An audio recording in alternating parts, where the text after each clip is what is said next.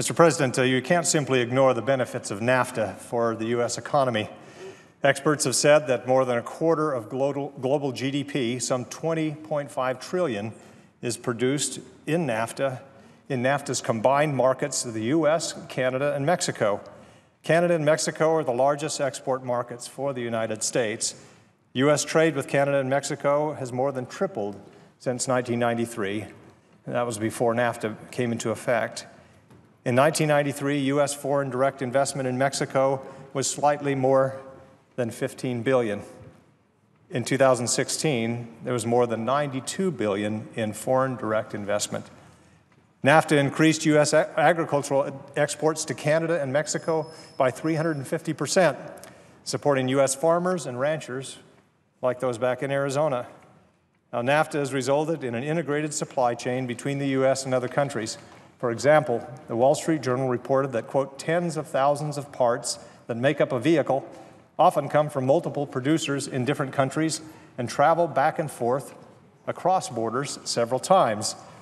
Abandoning NAFTA would destroy these supply chains, making it harder for our country's private sector employers to grow and to do business. Arizona has certainly benefited from NAFTA. In 2016, Arizona's trade with Mexico exceeded $15 billion. Total trade between Arizona and NAFTA countries reached nearly $20 billion last year.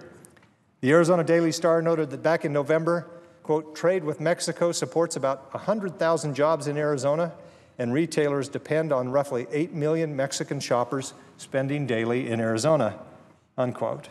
The bottom line is that trade is good for American businesses. It's good for American workers. It's good for American consumers. Trade deals like NAFTA make inputs for U.S. manufacturing cheaper than they would otherwise be. Cheaper inputs mean lower production costs for U.S.-based businesses, which in turn allows these companies to expand production and to reduce prices. That means everyday consumer products are more affordable for middle-class families. If the protectionist trade policy of the past have taught us anything, it's that when we increase trade barriers, nobody wins. Do I agree that we should work to make U.S. businesses more competitive? Absolutely. Do I agree that we can modernize NAFTA?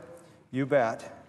Pro-growth trade policies have been at the top of my list of priorities since I came to Congress. But any effort to impose new restrictions on our ability to trade with Mexico and Canada will have serious consequences for Arizona, leading to jobs being lost and higher costs for consumers. If you just think, in 2003, total U.S. trade with Mexico was just around $50 billion. Today, it's between $500 and $600 billion. What's not to like about NAFTA? It's good for Americans. It's good for the Mexican economy. It's good for Canada. We've noted many times that with regard to border security, the net flow of Mexican migrant workers has been south, not north, over the past couple of years. One of the biggest reasons for that, obviously, is the Mexican economy is doing better.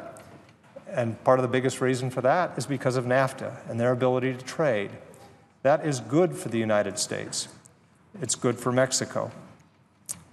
Trade is not a zero-sum game where one party wins and the other party loses. Free trade benefits everyone. I hope that we remember this as we look toward NAFTA's future. We need to improve it, to modernize it, certainly, but we shouldn't abandon it. With that, I yield back.